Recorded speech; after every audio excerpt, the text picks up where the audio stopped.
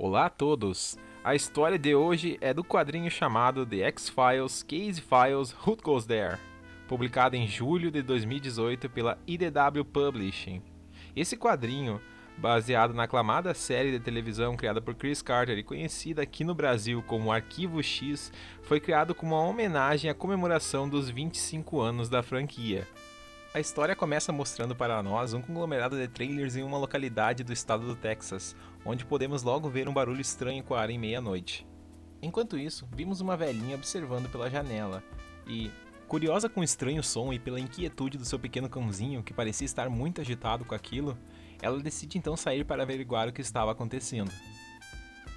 Ao se aproximar perto de onde ecoavam os barulhos na mata que cerca o local, a moradora indaga ao seu cãozinho que o som parecia muito como de um bebê. Outro morador local aparece e refere-se à dona do cão para mantê-lo fora do seu jardim. Nesse instante, grandes garras avançam sobre a senhora e a puxam para cima, enquanto ela grita por socorro. Porém, o outro morador apenas observa atônito a velhinha ser levada embora pelo enorme animal.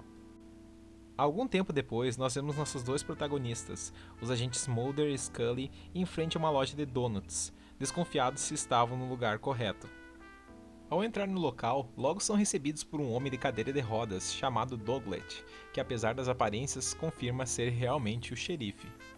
Eles questionam sobre os recentes ataques ocorridos na região. O xerife então cita o relato de Ray, morador que diz ter visto sua vizinha ser capturada por uma gigante coruja. Porém, ele adverte que Ray tem um enorme histórico de várias denúncias impróprias feitas enquanto estava bêbado, por isso não podia ser levado a sério. Além disso, o xerife relata uma suposta lenda local de uma bruxa coruja, que seria como uma suposta protetora contra o mal. Já Mulder diz que tal entidade seria uma bruxa maligna que assumia a forma de animal, fazendo sons de bebês para atrair curiosos e depois raptá-los. Por fim, o xerife diz que alguns acham que tudo isso tem algo a ver com uma tal Cabana das Esquisitices, não muito longe dali. Os dois agentes então vão até o local e lá são recebidos pelo dono, chamado Calhoun. Após conversarem, eles encontram no local Ray. Ele relata novamente a sua história aos agentes e diz que ninguém ali acredita nele. Ele inclusive diz que o próprio Calhoun poderia se transformar num grande esquilo. E com tom irônico, o dono da loja apenas concorda e faz sinais de bebida para os agentes. Ray diz então estar indo para casa, e se caso quisessem, ele poderia mostrar onde tudo aconteceu. Logo de início, Scully refere a Mulder que não crê muito em Ray, o qual mostra aos dois o local do rapto, onde apenas restou o chinelo da sua vizinha. Ele ainda adverte que o animal deveria ser muito forte para ter conseguido carregá-la, pois ela era, por assim dizer, um pouco robusta. Scully então resolve voltar até o xerife para averiguar alguns arquivos, enquanto Mulder decide ficar no local para dar mais uma examinada. Anoitece e então vemos Mulder e Ray conversando dentro de seu trailer. É então que os dois são surpreendidos pelos barulhos vindos de fora, muito parecidos com o de uma coruja.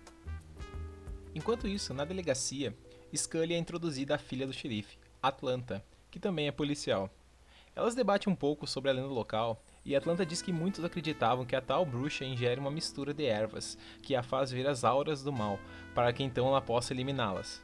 Elas então começam a tentar reunir informações que possam solucionar esse quebra-cabeça misterioso. Voltando ao parque de trailers, vemos Mulder e Ray correndo na mata atrás da criatura, que estranhamente usava um par de tênis verde. Ray então pula para tentar agarrá-la, porém apenas consegue pegar um dos tênis, com visíveis marcas de garras.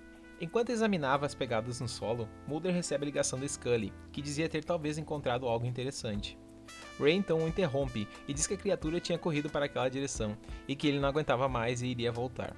Mulder então prossegue sozinho, e ao examinar os rastros, percebe que as pegadas da ave durante o trajeto haviam gradativamente se transformado na de um humano, até acabarem num rio próximo.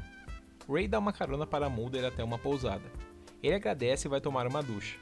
Ao sair do banho, ele recebe uma ligação de Scully, perguntando onde ele estava. Porém, antes que ele pudesse responder, a campainha do seu quarto toca. Ao abrir a porta, ele se depara apenas com um cachorro parado à sua frente. Porém, para sua surpresa, o cão o chama pelo nome e diz: "Nós precisamos conversar", acabando assim a primeira metade da história. No segundo e último capítulo da história, vemos um jovem muito suspeito quebrando as correntes de uma bicicleta, para logo em seguida poder furtá-la. Ocorre que, para o seu azar, Uma viatura da polícia passando pelo local o flagra e uma perseguição se inicia. O jovem então, tentando escapar, adentra na floresta, porém a coruja aparece e o agarra puxando para cima, fazendo lembrar a memorável cena do filme ET, o Extraterrestre. Todavia, as garras da criatura acabam rasgando seu moletom e o garoto acaba caindo. Voltando até a pousada, o estranho cachorro explica para Mulder que na verdade ele é uma pessoa que possui a habilidade de mudar de forma. Mulder questiona se ele podia se transformar em uma coruja, e ele diz que não como a que ele estava procurando, mas sabe de outra pessoa que pode. Mulder então liga os pontos e vê que o cachorro na verdade é Calhoun, o dono da loja de esquisitices. Calhoun explica então que estava atrás dessa coruja por um tempo, pois queria adicioná-la às suas exibições. Ele relata que naquela noite em que Mulder havia perseguido no parque de trailers, ele havia se transformado em uma coruja para ver se conseguia atrair o verdadeiro assassino. Calhoun pega o seu sapato e vai embora. Nesse instante, Scully aparece e pergunta a Mulder se aquele cão havia saído de seu quarto. Mulder responde que eles tiveram uma conversa e Scully não acredita, pensando ser alguma brincadeira. Eles passam algum tempo conversando sobre a história do cachorro falante, até que o celular de Scully toca, sendo uma chamada de Atlanta. Os agentes vão até a cena do crime e lá Atlanta identifica o cadáver pertencente a Robert Bumper, um ladrão de bicicletas com diversas passagens pela polícia.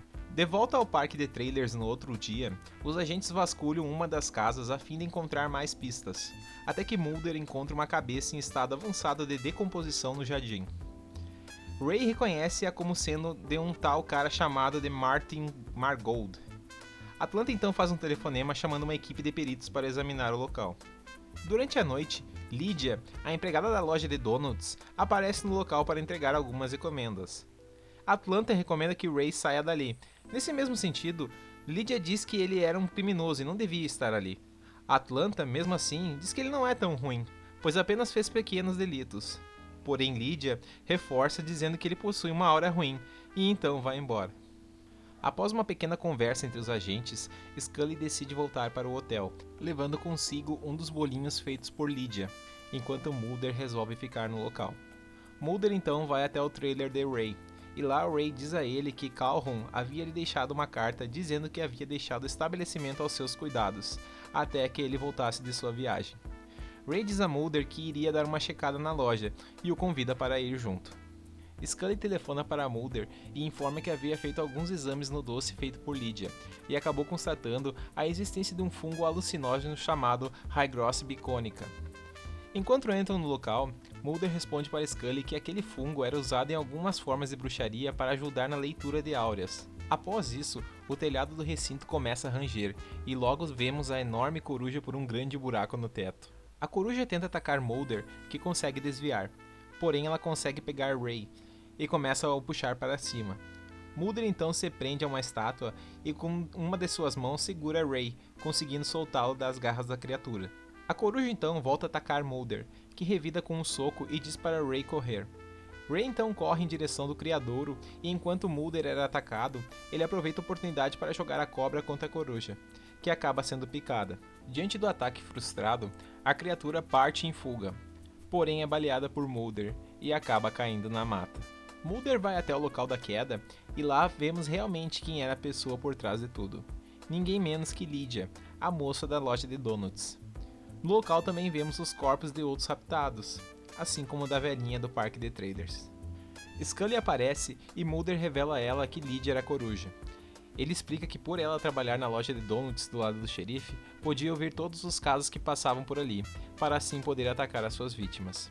Scully, sempre muito cética, porém pensa que essa história da coruja gigante, cachorro falante, eram apenas consequência dos efeitos causados por aqueles donuts. Os dois trocam um papo bem descontraído e vão embora do local. Em seguida, vemos uma raposa com uma atitude muito suspeita rondando um quintal. Vemos pelas sombras ela lentamente se transformando em um humano e pegando as roupas do varal. Após fardá-las, vemos que era apenas Calhoun, pedindo carona à beira da estrada. Terminando assim a nossa história. Se você assistiu até aqui, muito obrigado de coração mesmo. E eu convido a avaliar esse vídeo, deixando o like caso tenha gostado, e comentando sobre o que achou desse quadrinho. Um abraço a todos e nos vemos no próximo vídeo.